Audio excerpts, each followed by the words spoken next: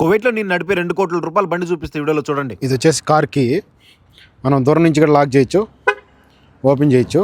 బండిని లాక్ చేసి దీన్ని నొక్కి పెట్టామంటే స్టార్ట్ అవుతుంది అనమాట. సో మళ్ళీ దీన్ని నొక్కి పట్టుకున్నామంటే బండి అయిపోద్ది. నొక్కి పట్టుకున్నామంటే డిక్కీ ఓపెన్ అయ్యిద్ది.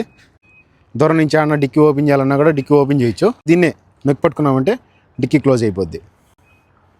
సో కీలోంచే అంతా ఆపరేట్ చేయొచ్చు. బండి స్టార్ట్ చేయొచ్చు అండ్ డిక్కీ ఓపెన్ చేయొచ్చు, లాక్ అన్లాక్ మొత్తం. కీ కాకుండా మాన్యువల్ గా మనం ఒక చిన్న బటన్ ఉంటుంది, ప్రెస్ చేసామంటే మనం లేపాల్సిన అవసరం లేకుండా ఆటోమేటిక్ గా ఓపెన్ అయిపోద్ది. ఇక్కడ మళ్ళీ క్లోజ్ అవ్వడానికి ఒక బటన్ ఉంటుంది, దాన్ని ప్రెస్ చేసామంటే ఆటోమేటిక్ క్లోజ్ అయిపోద్ది. కొత్తగా వచ్చే వాళ్ళు చాలా మంది కన్ఫ్యూజ్ అయ్యేది ఇక్కడనే.